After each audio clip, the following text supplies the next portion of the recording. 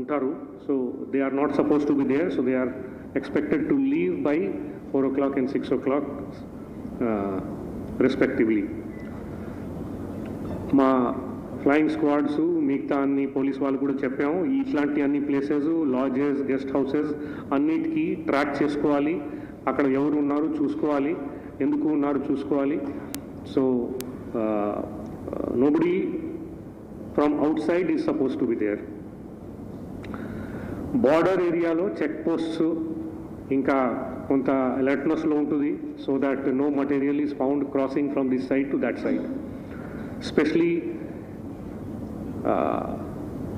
Lorries, commercial goods vehicles will be checked for movement of this type of illicit things for use in election or to disturb the election.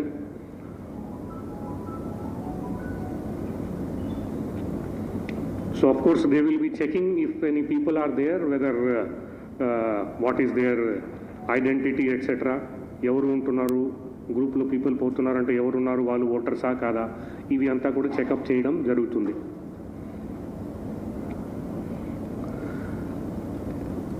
పేపర్లో advertisement రేపు ఎల్లుండి రావాలంటే దానికి MCMC clearance తీసుకోవాలి. అది తీసుకోకుండా advertisement ఇవ్వడానికి వీల్లేదు.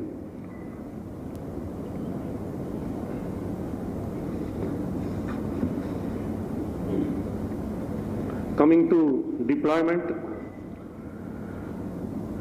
ఫైనల్గా మనకు 160 కంపెనీస్ ఆఫ్ సెంట్రల్ ఫోర్సెస్ వస్తున్నాయి, ఆల్మోస్ట్ వచ్చేసినాయి, నిన్న మొన్న దే హ్యావ్ ఆల్ కమ్.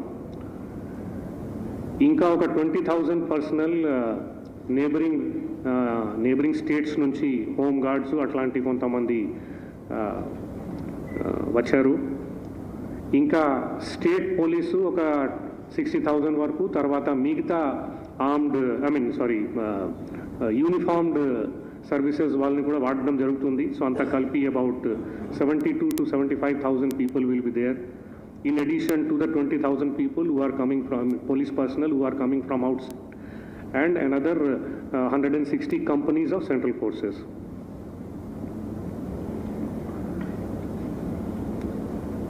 టోటల్గా మనకు మీకు తెలుసు,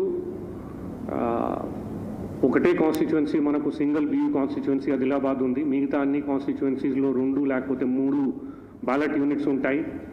అందుకనే ఓటర్స్ని నేను కోరేది ఏంటంటే ఇది కొంత అర్థం చేసుకొని వెళ్ళాలి. బయట పోలింగ్ స్టేషన్ బయట పోస్టర్స్ ఉంటాయి, ఆ పోస్టర్స్లో క్లియర్గా ఏ బ్యాలెట్ యూనిట్లో ఎవరు పేరు ఉంటాయి అది చూసుకొని క్లియర్గా లోపల వెళ్తే లోపల కన్ఫ్యూజన్ లేకుండా ఉంటుంది వాళ్ళకు. ఆఫ్కోర్స్ దీనివల్ల మనకు బ్యాలెట్ యూనిట్స్ కూడా కొంత రిక్వైర్మెంట్ పెరిగింది. సో యాక్చువల్గా 84,577 బ్యాలెట్ యూనిట్స్ మనకు అవసరం పడతాయి పోలింగ్ స్టేషన్లో. దాంతో సహా ఒక 20,000 వరకు మనం రిజర్వ్గా కూడా పెట్టుకున్నాం, ఏదైనా ప్రాబ్లం వస్తే దాన్ని రీప్లేస్ చేయడానికి. అట్లాగే సియూస్ ఎన్ని పోలింగ్ స్టేషన్స్ ఉన్నాయి అన్ని పోలింగ్ స్టేషన్స్ యాక్చువల్గా వాడడం జరుగుతుంది, 35,809. కానీ మళ్ళీ దాని మీద ఒక 10,000 వరకు మన దగ్గర రిజర్వ్స్ ఉంటాయి. సిమిలర్గా వీవీప్యాట్స్ 35,809 యాక్చువల్గా పోలింగ్ స్టేషన్లో వాడడం జరుగుతుంది. దాంతో సహా ఒక 14,000-15,000 వరకు మన దగ్గర రిజర్వ్ ఉన్నాయి, ఏమైనా అవసరం పడితే దాన్ని రీప్లేస్మెంట్ కోసం వాడతాము. All of my sector officers have been trained for doing this basic change of replacement of EVMs if any need arises, wherever need arises. Morning mock poll చేసేటప్పుడు లేకపోతే యాక్చువల్ పోలింగ్ టైంలో కూడా ఏమైనా అవసరం పడితే దానికి క్లియర్ ప్రోటోకాల్స్ ఉన్నాయి. ఆ ప్రోటోకాల్స్ వాళ్ళకి చెప్పడం జరిగింది. ఏం ప్రాబ్లం వస్తే ఏ యూనిట్ని మార్చాలి, మొత్తం సెట్ని మార్చాలా, ఓన్లీ వీవీప్యాట్ని మార్చాలా, ఆ డీటెయిల్స్ వాళ్ళకి చెప్పడం జరిగింది. వాళ్ళతో సహా ఈసీఐఎల్ మన దగ్గర అంతా ఈవీఎం సప్లై చేశారు. అందుకనే ఈసీఐఎల్ వాళ్ళు ఇంజనీర్స్ కూడా ప్రతి అసెంబ్లీ సెగ్మెంట్లో ఒక 2-3 ఉంటారు, వాళ్ళు కూడా ఏమైనా అవసరం ఉంటే సపోర్ట్ చేయడానికి రెడీగా ఉంటారు. అట్లాగే సికింద్రాబాద్ బై ఎలక్షన్ క్యాంట్ కాన్స్టిట్యువెన్సీలో సిమిలర్గా 232 పోలింగ్ స్టేషన్స్ ఉన్నాయి. సో దానికోసము సఫిషియెంట్గా బ్యాలెట్ యూనిట్స్